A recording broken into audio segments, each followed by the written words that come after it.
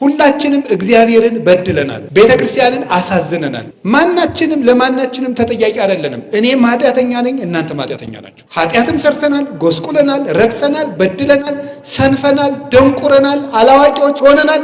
እነማን? ሁላችን። እንዲህ እንድንሆን ሁላችንም ድርሻ አለን። ምዕመንነታችሁ ለመሳደብ ተመቻችሁ። ምዕመን አይደለ አንተ የራስህ እኔማ ኃጢአተኛ ነኝ ብለህ ታወራለህ ማለት ነው። እኔማ ኃጢአተኛ ነኝ አባቶች እንጂ እኔማ ኃጢአተኛ ነኝ። አንተ የኃጢአት ንግድ ፈቃድ አውጥተሃል። ለአንተ ማን ፈቅዶልህ ነው? አንተ ስትሆን ኃጢአተኛ ሆኖ የማውራት መብት ይፈቀድልሃል። ቄስን ሲሆን እንደምፈልጋችሁ የማብጠልጠል መብት አላችሁ። ሰይጣን እንደ ጅብ ሊውጠን አጠገባችን ነው ያለው። ማንም ተጠያቂ ይሁን ማንም ተጠያቂ ይሁን፣ ብቻ ግን ከጅቡ እንሩጥ። አውሬ ሊበላን ነው፣ እሱም ሰይጣን ነው። ቤተክርስቲያንን ሊውጣት ነው። ተያይዘን መሮጥ ነው። ኋላ ተወቅሰዋለህ ወንድም፣ እንግዲህ የለም ዝም ብለን አሁን እንሩጥ። አሁን ዝም ብለን እንደጋገፍ።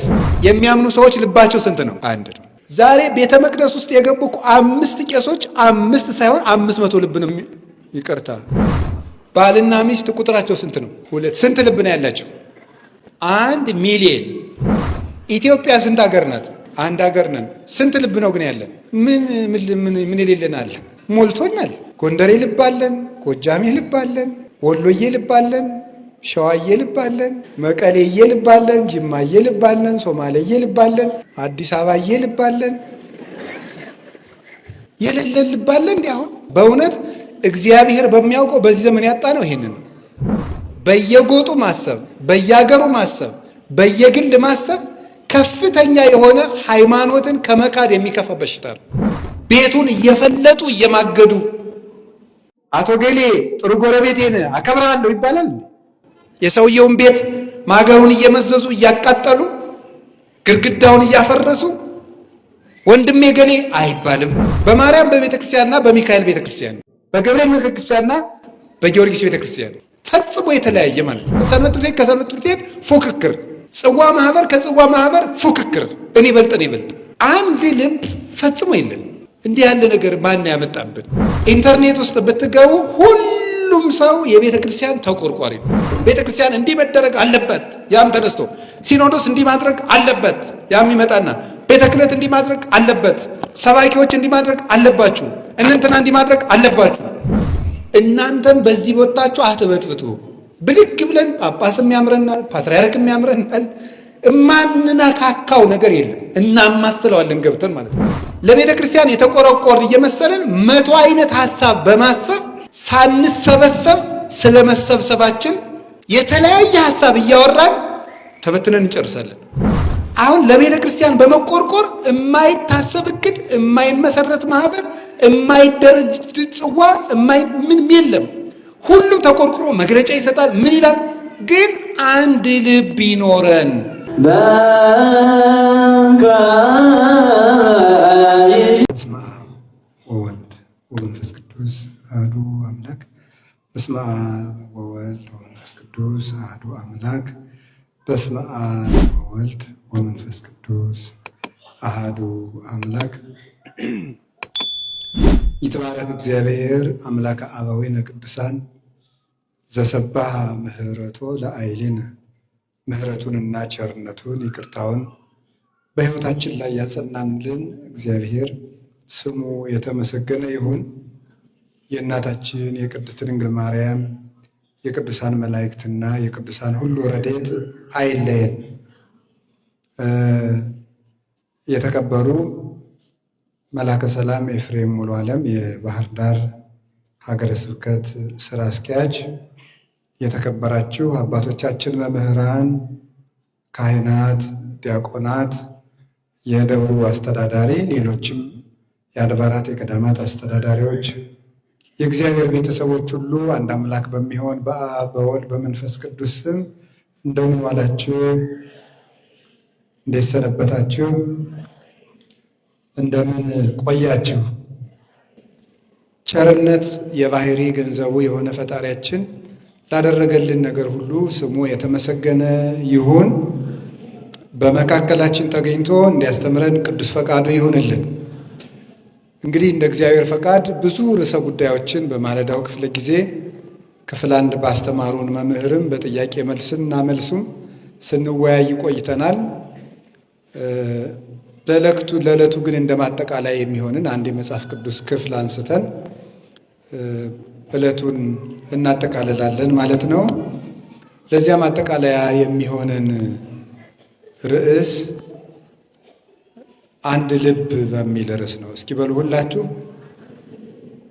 መጀመሪያ ወንዶች ብቻ በሉ፣ እንቅልፋችሁ እንዳይመጣ ሁላችሁ በሉ በሉ። እስኪ ደግሞ እህቶቻችን በሉ፣ እነሱ ይበልጣሉ። አሁን ደግሞ አንድ ላይ በሉ። ስንት ልብ? እንግዲህ የዚህ ጉባኤ የዕለቱ መልእክት አንድ ልብ ነው። ይሄን ይዛችሁ ብትሄዱ ደስ ይለኛል። የዕለቱ መልእክታችን ምንድን ነው? አንድ ልብ። እሺ፣ የሐዋርያት ሥራ ምዕራፍ 4 ቁጥር 32 ላይ የምናገኘው የመጽሐፍ ቅዱስ ክፍል ነው። እንግዲህ ምን ብሎ ይናገራል?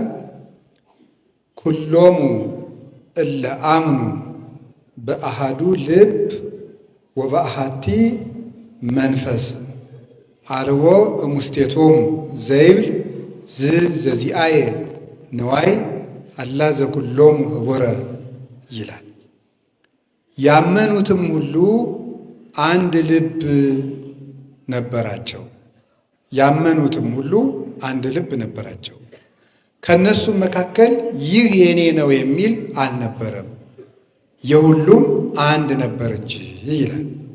ያመኑትም ሁሉ አንድ ልብ ነበራቸው።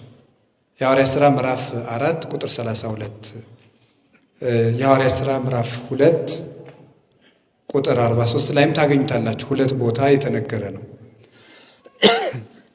በአሐዱ ልብ ወበአሐቲ መንፈስ ይጸመዱ ውስተ ቤተ መቅደስ፣ በቤተ መቅደስ ውስጥ አንድ ልብ ሆነው ያገለግሉ ነበር ይላል። ይህንን ቃል የጻፈልን ቅዱስ ሉቃስ ነው። የሐዋርያት ሥራን የጻፈው ቴዎፍሎስ ለሚባል አንድ ንጉሥ እንዲያው የሐዋርያትን ስማቸውን እስኪ ዘርዝረ ንገረኝ ብሎ መልእክት ላከበት። ንጉሡ ቴዎፍሎስ የሚባለው ንጉሥ የሐዋርያትን ስም ዝርዝራቸውን ጽፈ ላክልኝ ቢለው አይ ስምንማ የሚያከብረው ምንድን ነው ብሎ ነው ስራ ነው እንጂ ብሎ ስራቸውን ጽፎ ላከልን። ስም በስራ ይከብራል። ስለዚህ የሐዋርያት ስራ ተባለ መጽሐፋቸው። ሐዋርያትን ሐዋርያ አድርጎ ያስከበራቸው ስራቸው ነውና በዚህ የሐዋርያት ሥራ በተባለው መጽሐፍ ቅዱሳን ሐዋርያት ለቤተ ክርስቲያን እና ለክርስቶስ ፍቅር የከፈሉትን ዋጋና የእግዚአብሔርን ረዳትነትና መጋቢነት የምናሳይበት ነው። 12 ደቀ መዛሙርት 12 ቅንጣት ስንዴ ሆነው በዓለም ተዘርተው ዓለምን እንዴት አድርገው በመንፈስ ቅዱስ ኃይል ድል እንደነሱትና ቤተ ክርስቲያንን እንዳሰፏት የሚያሳይ መጽሐፍ ነው እና በዚህ መጽሐፍ ውስጥ ጌታ 12 ሐዋርያትን 72 ደግሞ አርዲት ደቀ መዛሙርት ሌሎች አርዲትን 36 ደግሞ ከእህቶች ወይም ከእናቶች ቅዱሳት አንስት የሚባሉትን ከሴቶች 36 ከሐዋርያት 12 ከሐዋርያት በኋላ የመረጣቸውን 72 አድርጎ 120 ቤተሰብ መርጦ ክርስቶስ ያስተዳድር ነበር። በኋላ ቅዱሳን ሐዋርያት ጌታ እንዲህ ብሎ ቃል ገብቶላቸው ነበረ። ዮሐንስ ወንጌል ምዕራፍ 12 ላይ አማን አማን እብለክሙ እመ ኢወድቀት ህጠተ ስርናይ ዲበ ምድር ባሕቲታ ትነብር እመሰ ወድቀት ወሞተት ብዙሃ ፍሬ ትፈሪ። እውነት እላችኋለሁ የስንዴ ቅንጣት በምድር ላይ ካልወደቀች፣ ካልፈረሰች፣ ካልሞተች ብቻዋን ትኖራለች። የስንዴ ቅንጣት ግን የዮሐንስ ወንጌል ምዕራፍ 12 ላይ ነው። እርሻ ላይ ከወደቀችና ከፈረሰች ብዙ ፍሬ ሆና ትነሳለች ብሎ አስተምሯቸው ነበረ። ጌታችን መድኃኒታችን ኢየሱስ ክርስቶስ እንዲህ ብሎ ሲናገር የስንዴ ቅንጣት ብሎ የተናገረው ራሱን ነው። ራሱን የስንዴ ቅንጣት ይላል። የስንዴ ቅንጣት መሬት ላይ ካልወደቀች ብቻዋን ትኖራለች አለ። እኔ ካልሞትኩ እኔ ብቻ ሕያው ሆኜ እኖራለሁ። ምክንያቱም ጌታችን ኢየሱስ ክርስቶስ ራሱ ሕይወት ነውና። እሱ ሕይወት ስለሆነ የአብ ልጅ ነው፣ አምላክ ነው፣ የባሕርይ አምላክ ነው። የተዋህደው ሥጋም በተዋህዶ የባሕርይ አምላክ ነው። ስለዚህ እኔ ካልሞትኩኝ ብቻዬን እኖራለሁ። ከሞትኩ ግን ስንዴዋ መሬት ላይ ስትጨመር ብዙ ፍሬ እንደምታፈራው እኔ ስሞት እናንተ ታፈራላችሁ፣ ቤተ ክርስቲያን ትበዛለች። የእኔ ሞት የቤተ ክርስቲያን በረከት ነው። ስለዚህ እኔ ስሞት ትበዛላችሁ አላቸው። እውነትም ሲሞት 120 ቤተሰብ ነበር እስኪሞት። የሞት ዕለት እንዲያውም ከመስቀሉ ስር የነበረ አንድ ደቀ መዝሙሩ ዮሐንስ ከእናቱ ጋር፣ ከዛ ደግሞ ጥቂት ሴቶች አብረው ከመስቀሉ ስር ነበሩ። 11 ደቀ መዛሙርት ግን መስቀል ስር አልተገኙም ነበር። ሲሞት ብቻውን ሞተ። ሲነሳ 12ቱን ሰበሰባቸው። 120 ቤተሰቡም ቀስ ቀስ እያሉ የትንሣኤ ዕለት 12ቱ ተሰበሰቡ። ከዛ ቀስ እያሉ 72ቱም 36ቱ ቅዱሳት አንስትም አንድ ላይ መሰብሰብ ጀመሩ። የመስቀል ዕለት የተበተኑትን የትንሣኤ ዕለት ሰበሰባቸው። ሲያርግ ባርኳቸው፣ አንድ ቤተሰብ አድርጓቸው ሄደ። እሱ ባረገ በ10ኛው ቀን መንፈስ ቅዱስን ለከላቸው። እንደምታውቁት በአንድ ቤት ተሰብስበው ሳሉ እነዚያ 120 ቤተሰቦች 120 ብቻ ናቸው። በአንድ ቤት ውስጥ ተሰብስበው ሳሉ መንፈስ ቅዱስ መጣና በየራሳቸው ትከሻ አደረባቸው፣ አረፈባቸው። እኔ ስሞት ትበዛላችሁ ብሎን አልነበረም ጌታ? የዚያን ጊዜ ከ12ቱ ደቀ መዛሙርት አንዱ ቅዱስ ጴጥሮስ ተነስቶ ስብከት ሰበከ። ሲሰብክ በአንድ ጊዜ ስብከቱ 3000 ክርስቲያኖችን ጨመረበት። ስንት ጨመረበት? ስለዚህ ጌታ ስሞት ምን ትላላችሁ ብሎ ነበር? ስሞት ትበዛላችሁ፣ የእኔ ሞት የቤተ ክርስቲያን መብዛት ነው ብሎ ነበር። እንደተናገረው ቃሉን ሳያጥፍ መድኃኔዓለም በ10ኛው ቀን 3000 ክርስቲያኖች በአንድ ገበሬ ስብከት ተጨመሩ። ምክንያቱም ቅዱስ ጴጥሮስ ገጠሬ እስራኤላዊ ነው አይደለም? አሳ አጥማጅ፣ የገጠር እስራኤል ገጠሬ ገበሬ ነው።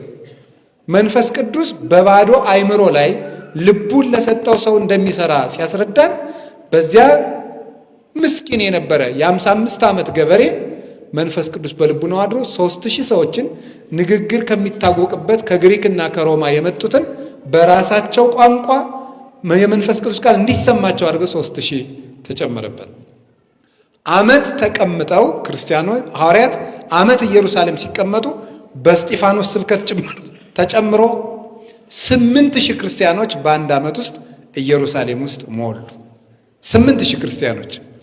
እነዚህ 8000 ክርስቲያኖች ገንዘባቸውን ያመጡና ለሐዋርያት ያስረክባሉ። ሐዋርያት እህል ይገዙና እራት ሁሉም አንድ ላይ ይበላል። ከዚያ ውስጥ ማንም ሰው 8000 ክርስቲያን የኔ የሚለው ሐሳብ አልነበረውም። ስንት ሺህ ክርስቲያን ነው? ስንት ሐሳብ ነው የነበራቸው? ንገሩኝ እንጂ። አንድ ሐሳብ ነበራቸው። 8000 ክርስቲያኖች አንድ ሐሳብ ነበራቸው። አንድ ሐሳብ ብቻ አንድ ሐሳብ ነበራቸው አይልም። እንደውም መጽሐፉ ያለ ምንድን ነው? ስንት ልብ ነው? አቤት! አሁን ይህንን ነገር ስታስቡት ምን ይመስላችኋል? መቼም ልብ የሚባለው እኛ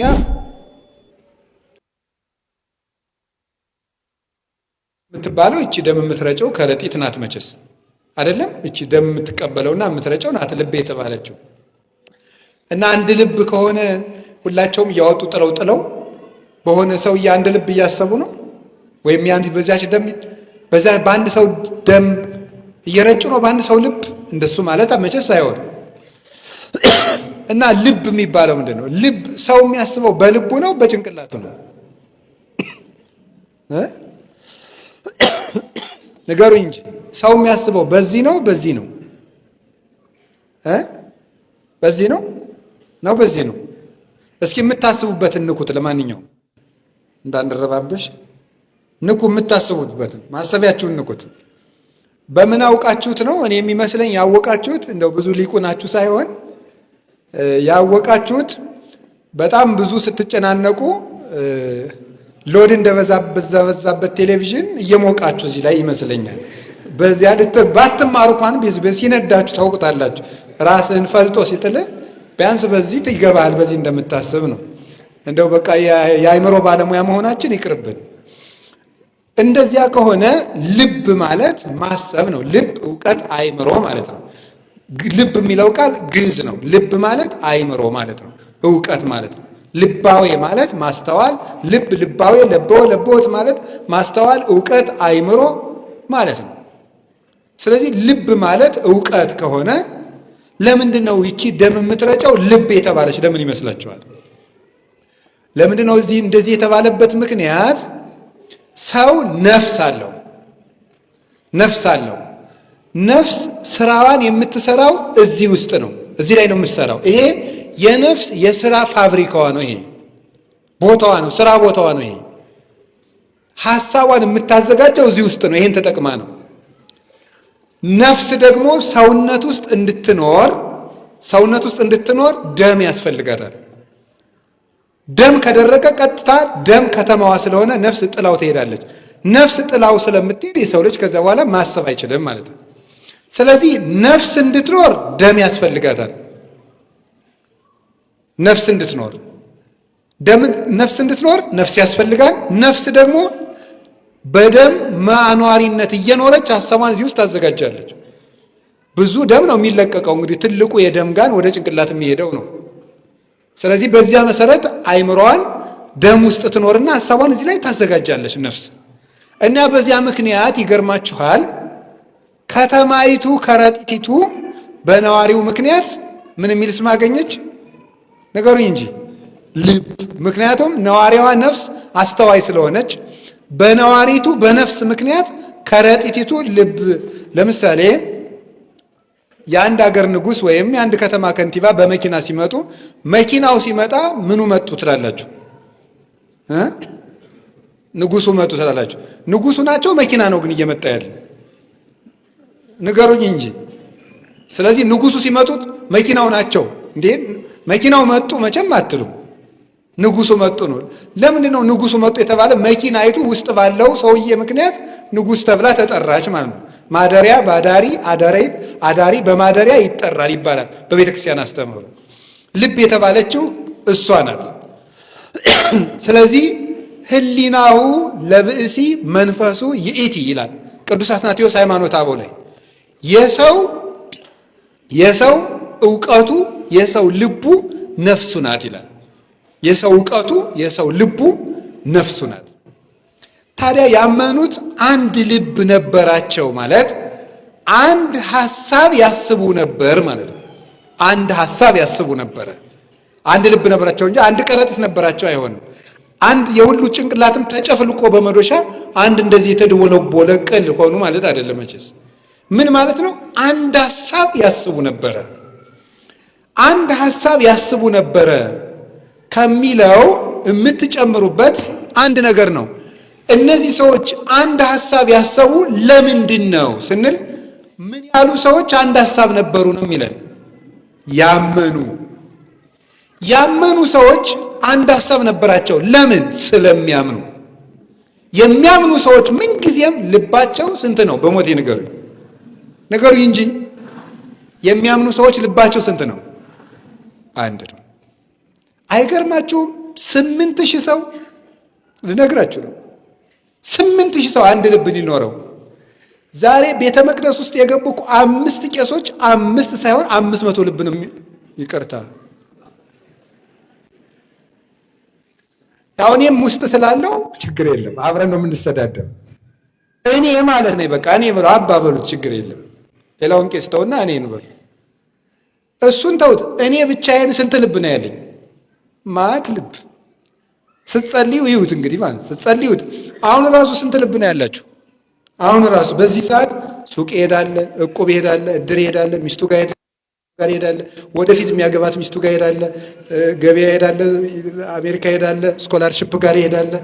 ያለ ሄደ የለም እዚህ ውስጥ ራሱ ማለት ነው። ማት ልብ በየሰከንዱ እንግዲህ ሰው በቀን ስንት ሺህ ሐሳብ ነው ያስባል የተባሉ አልዘራብድም።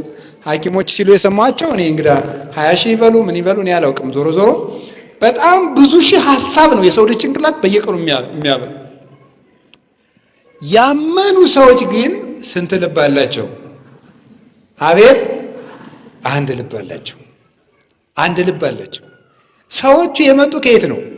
አገራቸውን ብትቆጥሩት እመቤቴን ትስቃላችሁ። አገራቸውን ግማሹ ከሶሪያ፣ ግማሹ ከሮማ ከጣሊያን፣ ግማሹ ከግሪክ፣ ግማሹ ከመካከለኛው ምስራቅ፣ ግማሹ ከፍልስጤም፣ ከመላው ዓለም ተሰብስበው ከመላው ዓለም ነው። ይመጣል እንደመጣ ነው የሚቀር፣ ይመጣል እንደመጣ ነው የሚቀር፣ ይመጣል እንደመጣ ነው የሚቀር። ከኤዥያ ከአውሮፓ ተሰብስበው ከኤዥያ ከአውሮፓ ከሰሜን አፍሪካ ከምስራቅ አፍሪካ ከየትኛውም የዓለም ክፍል ተሰብስበው በሞት የቃሉን በሉት ስንት ልብ ነበራቸው? አቤት አንድ ልብ ነበራቸው። ከሰባቱ አህጉር ተሰብስበው አንድ ልብ ነበራቸው። እረ ያ ልብ የት ነው ያለው? ምንድን ነው ያ ልብ? ያመኑ ሰዎች አንድ ልብ። ይኸው ዛሬ ይሁት። እውነቴን ነው። ስንት ሺህ ነበሩ የዛን ጊዜ? ይቅርታ በጣም አቤት። ባልና ሚስት ቁጥራቸው ስንት ነው? ለየብቻ ቁጥራቸው ግድ የለም። ስንት ናቸው? አስካለ ማርያምና ገብረ ማርያም ስንት ናቸው? ሁለት። ስንት ልብ ነው ያላቸው? 1 ሚሊዮን። እውነት እንደምባቸው ሰዎቹ ግን ስንት ናቸው? አረ በሞቴ ንገሩኝ። ክርስቲያኖች የዛን ጊዜ የነበሩ ስንት ናቸው? ስንት ልብ? ወለተ ማርያምና ገብረ ማርያም ደግሞ ስንት ልብ? 1 ሚሊዮን። አይጠቅመውም፣ ስላለካ ነው እንጂ። ለምንድን ነው? ይሄን በደንብ እንድታስተውሉ ትፈልጋል የእግዚአብሔር ቤተሰቦች። እንግዲህ የዛ ጊዜ እንዳልኳችሁ ከአውሮፓ ከአሜሪካ ከምናምን ነው። ኢትዮጵያ ስንት ሀገር ናት? አቤት አንድ ሀገር ነን። ስንት ልብ ነው ግን ያለን? ምን የሌለናል? ሞልቶናል። ጎንደሬ ልብ አለን፣ ጎጃሜ ልብ አለን፣ ወሎዬ ልብ አለን፣ ሸዋዬ ልብ አለን፣ አዲስ አበባዬ ልብ አለን። የሌለ ልብ አለን? መቀሌዬ ልብ አለን፣ ጅማዬ ልብ አለን፣ ሶማሌዬ ልብ አለን። እዚህ ራሱ ብታመጧት ቀበሌ 7ዬ ልብ አለን፣ ቀበሌ 14 አለን፣ ቀበሌ 11 አለን፣ አባይ ማዶ አለን፣ ሰባት አሚት አለን። ስለማላውቀው ነው ስፍር። የሌለ ልብ አለን። እንዲህ አሁን ቀላል መስሏቸዋል። በእውነት እግዚአብሔር በሚያውቀው በዚህ ዘመን ያጣ ነው ይሄንን ነው። አንድ ልብ መቼ ነው የምንኖረው? ይሄ ከፍተኛ ክህደት ነው። አምኖ አንድ ልብ አለመሆን፣ በየጎጡ ማሰብ፣ በየአገሩ ማሰብ፣ በየግል ማሰብ ከፍተኛ የሆነ ሃይማኖትን ከመካድ የሚከፋ በሽታ ነው። ቅዱስ ዮሐንስ አፈወርቅ የሚለው ልንገራችሁ። እንዲህ ነው የሚለው፣ እየሰማችሁ ነው። የሆኑ ሰዎች አንድ ንጉሥ ነግሶ ለዚህ ሰውዬ ግብር አንገብርም አሉ። ገብሩ አንገብርም አሉ። ይሄ ሰውዬ ንጉሱን አክብረውታል? አላከበሩትም? መልሱ እንጂ። አቤት አላከበሩትም። በጣም ጥሩ። ይህ ሰዎች ይቀጣቸዋል? አይቀጣቸውም? አቤት ጥሩ። ንጉሥ ግብር ገብሩ ብሏቸዋል። ማን? እገሌ። ማን? ንጉሥ እገሌ። የማን አባቱ ነው? አልከፍልም። ዋጋውን ያገኛል። ጥሩ። ሌላኛው ሰውዬ ደግሞ መጣ። ንጉሥ ሺህ ዓመት ይንገሱ፣ እርስዎን ንጉሥ ያደረገልን አምላክ ይመስገን፣ እድሜውን ያርዝምልዎት አለ። ዙፋናቸውን ደግሞ ብድግ አደረገና በመጥረቢያ ቆርጦ ቆርጦ ቆርጦ ቆርጦ ቆርጦ ቆርጦ ፈልጦ ፈልጦ ፈልጦ ፈልጦ 1000 ፍልጥ አደረገው። ይሄ ሰውዬስ ንጉሱን ያከብረዋል? አያከብረውም? ንገሩኝ እንጂ። ያከብረዋል? አያከብረውም? ይቀጣል? አይቀጣም? ይቀጣል። ቅዱስ ዮሐንስ አፈወርቅ ምን እንደሚል ታውቃላችሁ? ለንጉሱ አንገብርም ንጉሱንም አናውቅም የሚሉት ሃይማኖት የሌላቸው ሰዎች ናቸው ይላል። ንጉሱን አንተን ያንተን ንግስና ተቀብለናል ብሎ ዙፋኑን የሚፈልጠው ደግሞ ክርስቲያን ሆኖ ቤተ ክርስቲያንን የሚከፋፍል ሰው ነው ይላል። ይሄ ሰው ከከሃዲ ሰው እኩል ነው። ቤተ ክርስቲያንን የሚከፋፍል ሰው፣ ለየብቻው የሚያስብ በየመንደሩ የሚያስብ ሰው ይሄ ሰውዬ የክርስቶስን ዙፋን ከፋፍሏል። የክርስቶስ ዙፋን ደግሞ ቤተ ክርስቲያኑ ናት፣ ማደሪያው ናት። ቤተ ክርስቲያን ማለት የእግዚአብሔር ቤት ማለት ነው። የእግዚአብሔር ቤት ነው።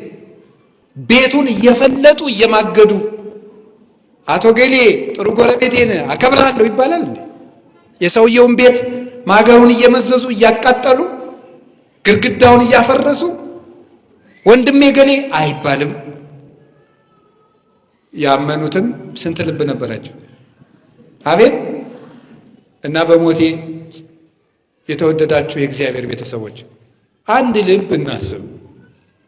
አሁን የሚያስደንቃችሁ ነገር በአንድ ቤተ ክርስቲያንና በሌላ አጥቢያ መካከል አንድ ልብ መሆን የለም። ፉክክር ነው የሚኖረው። እኔ ስለ ባህር ዳር አይደለም የማወራው። በጣም ይቅርታ አድርጉልኝ። እግዚአብሔር በሚያውቀው የትም ከተማ ማሰብ ትችላላችሁ። በማርያም በቤተ ክርስቲያንና በሚካኤል ቤተ ክርስቲያን፣ በገብርኤል ቤተ ክርስቲያንና በጊዮርጊስ ቤተ ክርስቲያን ፈጽሞ የተለያየ ማለት ነው። ወይም በአቡነ ገብረ መንፈስ ቅዱስ እና በተክለ ሃይማኖት ብታዩት የተለያየ ፉክክር፣ ሰንበት ትምህርት ቤት ከሰንበት ትምህርት ቤት ፉክክር፣ ጽዋ ማህበር ከጽዋ ማህበር ፉክክር፣ እኔ በልጥ አንድ ልብ ፈጽሞ የለን። ስታመጡት ወደ እያጠባችሁ ነው። ወደ መቅደስ ብታመጡት፣ ወደ ቤተ ክህነታችን ብታመጡት፣ ወደ የራሳችን ብንወስደው፣ ወደ ቤት ብትወስዱት፣ ሰው በስጋው ደግሞ ተጋብቶ በተክሊል ተጋብቶ አንድ አካል ሆኖ ሚስት ከአባቷ ተለይታ ባል ከማን ተለይቶ ከእናቱ ተለይቶ አንድ አካል ከሆነ ሁሉ በጣም ብዙ ልብ። እንዲህ ያለ ነገር ማን ያመጣብን? ምን ስላላወቅን ነው አንድ ልብ ይሆን ነው? አሁን ለምን ይሄን ርዕስ እንዳነሳሁት ታውቃላችሁ? ኢንተርኔት ውስጥ ብትገቡ ሁሉም ሰው የቤተ ክርስቲያን ተቆርቋሪ ነው። ሁሉም ሰው። መፍትሄው ግን የማን ነው? የየራሱ ነው። ያም እንዲህ ነው፣ ቤተ ክርስቲያን እንዲህ መደረግ አለበት፣ ያም ተነስቶ ሲኖዶስ እንዲህ ማድረግ አለበት፣ ያም ይመጣና ቤተ ክህነት እንዲህ ማድረግ አለበት፣ ሰባኪዎች እንዲህ ማድረግ አለባችሁ፣ እንትና እንዲህ ማድረግ አለባችሁ ይላል። አሁን ስለ ቤተ ክርስቲያን ችግር እንኳን ገብታችሁ ዩቲዩብ ላይ ወይም የሆነ ላይ ብታዩ 100 ሰው ከተናገረ 100 አይነት መፍትሄ ነው የሚመጣው። ያ በራሱ ችግር ነው እየተናገርኩት ያለ ያ በራሱ ችግር ነው። ሰዎችም የሚፈልጉብን ዲያብሎስም የሚሰራው እንዲህ እያደረገ ነው። ለቤተ ክርስቲያን የተቆረቆር እየመሰለን 100 አይነት ሐሳብ በማሰብ ሳንሰበሰብ ስለመሰብሰባችን የተለያየ ሐሳብ እያወራን ተበትነን እንጨርሳለን። እውነቴን ነው የምነግራችሁ። የሶርያ ቤተ ክርስቲያን የበተናት ይሄ ነው። ግማሾቹ እንደ ኤፍሬም ያስባሉ፣ ግማሾቹ ደግሞ እንደ አንዱ ያስባሉ። የአርመን ቤተ ክርስቲያን ሊበትናት አሁን አደጋ ላይ ናት። ዛሬ ራሱ አሁን በዚህ ወቅት እንኳን ያ ችግር የመጣው ከዚህ መከፋፈላቸው ነው። አንድ ልብ ግን የሚኖረን ከቤት ተጀምሮ ነው። እስቲ ይዩት፣ እስቲ ሰበካ ጉባኤውን ይዩት፣ እስቲ ህንፃ ኮሚቴውን ይዩት። የማንን የዚህን ደብር አላልኩም፣ የትም 100 ኮሚቴ ካለ 100 ሐሳብ፣ 10 ኮሚቴ ካለ 10 ሐሳብ፣ 3 ሰው ስብሰባ ላይ ከተቀመጠ 3 ሐሳብ፣ ሁሉም የራሱ ነው። እንዴ እንትና ግን ስርዓት ብትይዝ ነው። አይቻለሁ ተደጋጋሚ ሁልጊዜ እኔ ሐሳብ ስሰጥ የምትቃወመው ነገር አቁ። ከዚያ ሰፈራቸው አንድ ከሆነ ሁላቸውም ቀበሌ 29 ከሆኑ ባህር ዳር ስለሌለ ማለት ነው አለ እንደ 29 ከሌለ 30 ላድርገው ብዬ ነው። ቀበሌ 29 ከሆነ አንደኛው ምን ይለዋል ማለት ነው። አዎ ቅድም አቶ እንትና እንደተናገሩት አንተ እረፍ። ምክንያቱም ሁላቸውም ቀበሌ 29 ናቸው። ጉዳዩ የሚባል ነገር በስብሰባ መታሰብ ትቷል። ምንድነው የሚታሰበው ሲባል ጎጥ፣ ምንድነው የሚታሰበው ጉርብትና፣ ምንድነው የሚያሰበው የግል ክብር። ጉዳዩ ምንድነው? ጉራ። ጉዳዩ ምንድነው? ማስመሰል። ጉዳዩ ምንድነው? እገሌ ትልቅ ሰው ነው መባል መፈለግ። በፍጹም ለእግዚአብሔር ትዝ ይለናል። አሁን ስብሰባ ላይ እስቲ እግዚአብሔር ትዝ የሚለው እንደው በሞቴ ስብሰባ ላይ ሐሳብ ስትሰጡ እግዚአብሔር ትዝ ካላችሁ ብፁዓን ናቸው። እውነት ያመኑትም ስንት ልብ ነበራቸው? ንገሩኝ እንጂ ያ አንድ ልብ ምንድን ነው የሚለውን ልንገራችሁ። አሁን ጨርሻለሁ መፍትሄ። ያ አንድ ልብ ምን እንደሆነ ክርስቲያኖች ልነግራችሁ ነው። ክርስቲያኖች ቤተ ክርስቲያንን አንድ የሚያደርጓት አንደኛው እንደ ሰው ሲሆኑ ነው። እስኪ እንደ ሰው በሉ። ልቡን በኋላ ነግራቸዋለሁ። እስኪ እንደ ሰው በሉ። ሁለተኛው እንደ ሕንፃ ሲሆኑ ነው። እስኪ እንደ ሕንፃ በሉ። እንደ ሕንፃ ቅዱስ ጳውሎስ እንደ ሰው እንድንሆን አንደኛ ቆሮንቶስ ምዕራፍ 12 ላይ አለ። ልንገራችሁ። ዓይን በሉ፣ ጆሮ፣ አፍንጫ፣ አፍ፣ እጅ፣ እግር በሉ፣ ኩላሊት። ስንት ልብ ነው ያላችሁ? ንገሩኝ እንጂ። ስራቸውሳ ስንት አይነት ነው? አቤት። ዓይን ያያል በሉ፣ ጆሮ፣ እጅ፣ እግር፣ አፍ። የተለያየ ስራ ግን ስንት ልብ? ንገሩኝ እንጂ። የተለያየ ስራ ስንት ልብ? አንድ ልብ። የተለያየ ስራ ማለት ጸጋችን ስንት ነው? ንገሩኝ እንጂ። አንዳችን ቄስ እንሆናለን፣ አንዳችን ዲያቆን፣ አንዳችን ምዕመን እንሆናለን። የተለያየ መክሊት አለን። በተለያየ እንዳልኩት አሁን በሰንበት ትምህርት ቤት፣ በማህበረ ቅዱሳን፣ በጽዋ ማህበር፣ በዚህ በተለያየ እንደ መክሊታችን ገብተን ልናገለግላት እንችላለን። ቤተክርስቲያን በየድርሻችን መክሊታችን ይብዛ ግድ የለም። ልባችን ግን ስንት ይሁን ነው እኔ የምላችሁ። አሁን ለቤተ ክርስቲያን በመቆርቆር የማይታሰብ እቅድ፣ የማይመሰረት ማህበር፣ የማይደረጅ ጽዋ፣ ምንም የለም። ሁሉም ተቆርቁሮ መግለጫ ይሰጣል። ምን ይላል? ግን አንድ ልብ ይኖረን። ሰማችሁ? ሰማችሁ ወይ?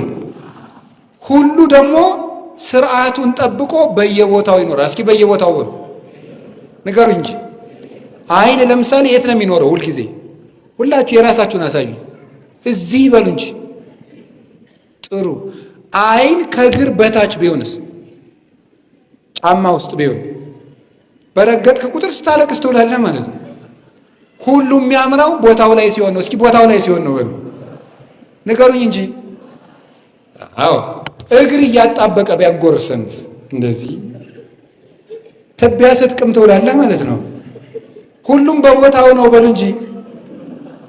ምዕመኑ የምን ስራ ይስራ? ካህኑ የምን ስራ ይሰራል? እናንተም በዚህ ቦታችሁ አትበጥብጡ።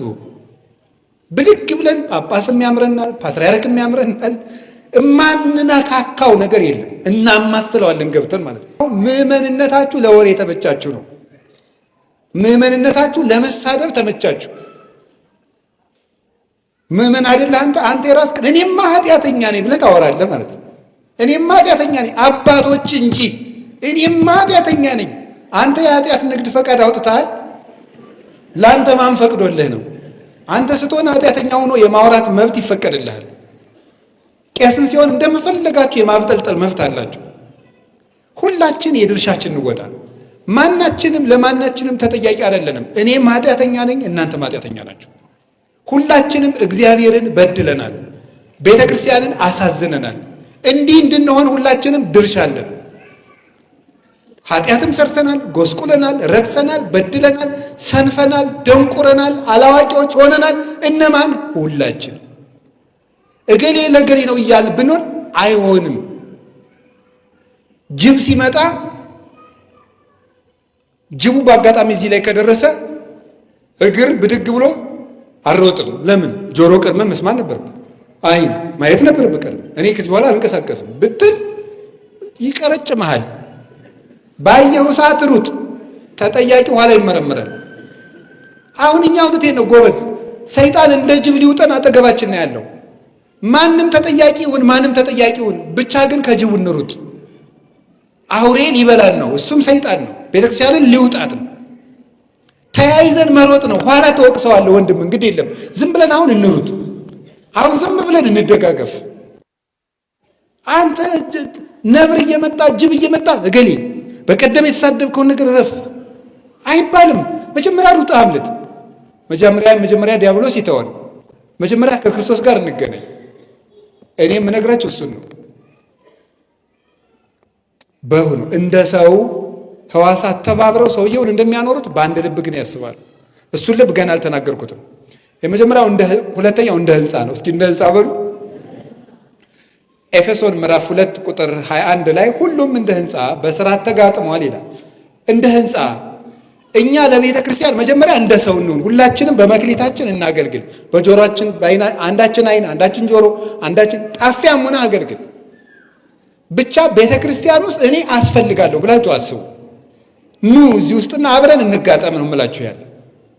ከዚያስ እንደ ህንፃ ይጋጠም ብሏል። ህንፃ ሲሰራ ልንገራችሁ፣ በጣም ምርጥ ድንጋዮች። ምርጥ ድንጋይ ከየት ነው የሚመጣው? እስኪ ንገሩኝ። እስኪ ከሩቅ አገር ቤተክርስቲያን ድንጋይ አጭነው የሰሩ ባለ እግዚአብሔር ለምሳሌ ሲያሰራ አውቃለሁ። ከአክሱም ማስመጥቷል እንዴ? መላከ ሰላም አሉ። ከየት ነው ያመጣችሁ ድንጋይ? እኒኛው እርሶ ከአክሱም ድንጋይ አምጥተዋል። ሲሰራ ስለማስተው ባለ እግዚአብሔር እየተሰራ ሳለ ጉባኤ መጥቼ ስለማውቅ ነው። ከአክሱምም ድንጋይ ምርጥ ድንጋይ አስመጥተዋል። ከየትም መጥቷል። እነዚያን ምርጥ ድንጋዮች እያመጣን ቁጭ፣ እችን ድንጋይ እዚች አካባቢ ቁጭ፣ ያችኛዋን ደግሞ ጥሩ ድንጋይ ነሽ እዚያ ቁጭ፣ ከዛ ደግሞ እዚያ ቁጭ ብናደርጋት የፈለገ ምርጥ ድንጋይ ቢሆን ካልተጋጠመ ቤት ይሆናል አይሆንም? እስኪ ንገሩኝ እንጂ ካልተጋጠመ ቤት አይሆንም። ድንጋዩ ምርጥ ድንጋይ ይሁን፣ ከየትም ይምጣ፣ ብቻ ግን ድንጋዩ ምርጥ ይሁን። እስኪ ከየትም ይምጣ በሉ፣ ብቻ ድንጋዩ ምን ይሁን? ምርጥ ይሁን። ይጠረባል፣ ይስተካከላል። እኛም ብዙ የሚጠረብ ነገር አለን፣ ብዙ ወልጋዳ ነገር አለን፣ ብዙ ያበጠ ነገር አለን። መጠረብ፣ መስተካከል፣ መቃናት ያስፈልጋል። የሚጣልም አለ። ያ በክህነትም በትምህርትም በጸሎትም በምህላም በቅዳሴም ተጠርቦ ለቆን ለየብቻችን ተቀምጠን ሁላችን ለየብቻችን እየደነፋን ቤተ ክርስቲያንን ልናቆማት አንችልም፣ እናፈርሳታለን እንጂ። አንድ ሆነ ከተጋጠምን ግን የትኛው ማህበረ ቅዱሳን ከሰንበት ቤት ከማህበረ ቅዱሳን ማህበራት ተሰብስበው ከቅዱስ ሲኖዶስ ከምዕመናን ጋር ህብረት ካለን የሰባኪያን ህብረት ለብቻው መነኮሳት ለብቻ የተለያየ ሐሳብ ማሰብ የተለያየ መክሊትን ይዞ መስራት ችግር የለውም። ተለያይቶ ግን መጓተት ግን አንዱን መጎተት ግን አንድ አያደርገንም። አንድ ልብ በሆን የምንችለው መተን ስንጋጠም ነው። እንደ ህንፃ መጋጠም ድንጋዩ ተጠርቦ ደግሞ በቦታው ነው። ትንሿ ድንጋይ በትልቁ ቦታ ድንጋይ ላይ አትቀመጥም። እንዳቅማቸው ነው። መግጠሚያም ይሆናል፣ ከላይ መደምደሚያም ይሆናል። መሀል ላይ የሆነች ቀዳዳ ላይ ሄዳ መጣ ግጥም ብላ ቤቱን የምታሳምር ድንጋይም አለች። እንደ አቅማችን ቤተክርስቲያን ቀዳዳ ላይ መግባት እንችላለን። እንደ አቅማችን ምንም እንሆን፣ ግን አንድ ልብ መሆን ያስፈልገናል። አንድ ልብ ምንድን ነው? አሁን እንዳልኳችሁ እንግዲህ ኮሚቴም ስትሆኑ የትኛውም ቦታ በጉባኤ ቤቶች፣ በቤተ ክርስቲያን፣ በሰበካ ጉባኤ፣ በየትም በሀገረ ስብከት ኮሚቴ የምንሆን ሰበካ ጉባኤ የምንሆን አንድ አይነት ሀሳብ ማሰብ የምንችለው እንዴት ነው? ለአንድ ዓላማ ተሰብስበን ሳንጣላ መውጣት የምንችለው እንዴት ነው? እንዴት ነው መሆን የምንችለው? በተለያየ አደረጃጀት ውስጥ ሆነን እንዴት ነው አንድ ሆነን ለቤተ ክርስቲያን ለ50 ለ100 ዓመት ማቀድ የምንችለው ስትሉኝ ያ ልብ ምን እንደሚባል ታውቃላችሁ? ወንጌል ይባላል። እስቲ ወንጌል በሉ ነገር። ባልና ሚስት እንዳይጓተቱ ሴትዮይቱም እንደምን ታስብ ነገሩኝ እንጂ የታባቱ ባሌ እንደዚህ አድርጎኝ የሚለው የሚለቃት እንደምን ስታስብ ነው? እንደ ወንጌል ስታስብ። ባልየውም ከሚስቲቱ ጋር አንድ አይነት ሐሳብ የሚያስበው እንደ ወንጌል ሲያስብ። እንደ ወንጌል ካስባችሁ የ40 ዓመት ጭቅጭቅ ያለበት ትዳር ከሆነ ዛሬ ማታ አንድ መሆን ይችላል። ወንጌል ምንድን ነው የሚለው? ቆይ ባል ለሚስት ምንድን ነው የሚያደርገው? ሚስት ለባል ድርሻዋ ምንድን ነው? ወንጌል ምን ይላል? ቆይ ሚስት እንዲህ ታደርግለት፣ እኔ ይሄን ይጎሎኛል። ባልየው እሷ ደግሞ እሷ እንዲህ ሳታደርግልኝ የሚለውን ይተውና ወንጌል ባል ለሚስቱ እንዲህ ያደርግ ይላል። በቃ ስለዚህ እኔ ይሄን አደርጋለሁ። አንድ ልብ ይመጣል። ዲያቆን ለቄስ እንዲህ ይሁን። ዲያቆኑ እንደ ወንጌል የዲቁና ድርሻውን ያስባል። ቄሱ እንደ ወንጌል የክህነት ድርሻውን ያስባል። ጳጳሳት እንደ ወንጌል የድርሻቸውን ያስባሉ። ወንጌል ጳጳስ ምን ይሁን ይላል። ፍትሐ ነገሥት ጳጳስ ምን ይጠበቅበታል ይላል። መምህር ምን ይጠበቅበታል ይላል። መነኩሴ ምን ይጠበቅበታል? ክርስቲያን ምን ይጠበቅበታል? ኦርቶዶክሳዊ ስብሰባ ምንድን ነው? ለምንድን ነው የተሰበሰብነው? ሁላችንም እንደየግል እውቀታችን፣ እንደየአመጣጣችን፣ እንደ ስራ ልምዳችን፣ እንደየታሪካችን፣ እንደየፈልጓት ፍላጎታችን የሆኑ ሰዎች እንዳወሩን ወሬ እንደመሰለን እንደተጫነው ነገር ስለምናስብ አንድ ልብ መሆን አቅቶናል። 8,000 ሰዎች ግን ከተለያየ ሀገር ተሰብስበው አንድ ልብ መሆን የቻሉት እንደ ወንጌል እያሰቡ ነው። ምን እንደሆነ ታውቃላችሁ? ወንጌል የእግዚአብሔር ልብ ይባላል። አንደኛ ቆሮንቶስ ምዕራፍ 2 ላይ ቅዱስ ጳውሎስ እኛ የክርስቶስ ልብ አለን ይላል። እስኪ በሉ እኛ የክርስቶስ ልብ አለን በሉ። ዮሐንስ አፈወርቄን ሲተረጉም እኛ የአርስቶትል፣ የሶቅራጥስ፣ የፓይታጎረስ፣ የፕላቶ ልብ የለንም ይላል። እኔ ለምሳሌ የፕላቶ ቢኖረኝ አንተ ደግሞ የሶቅራጥስ ካለ አንድ ላይ ማሰብ እንችላለን? አንችልም። የክርስቶስ ልብ ካለ ግን አንድ አይነት ሐሳብ ማሰብ ይቻላል። እኛ የክርስቶስ ልብ አለኝ። ጌታ ዮሐንስ ወንጌል ምዕራፍ 15 ላይ በፍቅሬ ኑሩ ልቤ በእናንተ ይኖር ዘንድ አለ። ልቤ ያለው ወንጌልን ነው ይላሉ ትርጓሜው። ሰው ሐሳቡን በልቡ ያኖራል። ክርስቶስ ሐሳቡን በወንጌል አኖሮታል። ወንጌል ልብ ነው። እንደ ወንጌል ካሰብን 1,000,000 ብንሆን አንድ አይነት ሐሳብ ግድ የለም አልበዛንም። ልባችን ነው አንድ መሆን ያቃተው። ህንድ ቤተ ክርስቲያን ብትሄዱ ለ2.5 ሚሊዮን ኦርቶዶክስ ማት አይነት ማህበር ነው ያለ። የሴቶች ማህበር ክንፍ የሚባል አለ። የ12ኛ ክፍል ተማሪዎች ክንፍ፣ የኤሌመንተሪ ተማሪዎች ክንፍ፣ የዩኒቨርሲቲ ተማሪዎች ክንፍ፣ የአረጋውያን ክንፍ፣ የተመራቂዎች ክንፍ፣ ማት የካህናት ህብረት፣ የመነኮሳት ህብረት የሚባል አላቸው። እያንዳንዳቸው ግን በቅዱስ ሲኖዶስ ፈቃድ የሚመሩ ለየራሳቸው ጳጳስ የተሾመላቸው፣ ሐሳባቸው ግን ስንት ልብ ነው? በሞት ይንገሩኝ። አንድ ልብ ነው።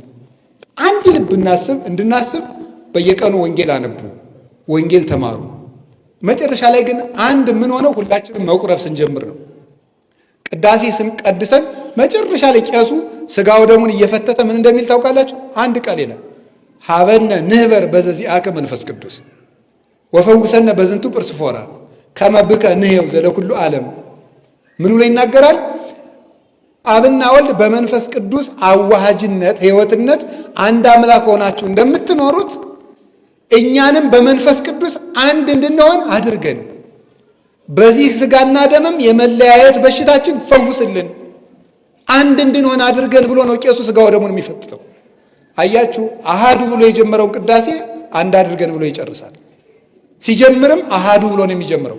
አብ ወልድ መንፈስ ቅዱስ፣ አሃዱ አብ ቅዱስ፣ አሃዱ ወልድ ቅዱስ፣ አሃዱ ውእቱ መንፈስ ቅዱስ ማለት አብ ከወልድ ከመንፈስ ቅዱስ ጋር አንድ ነው። ወልድ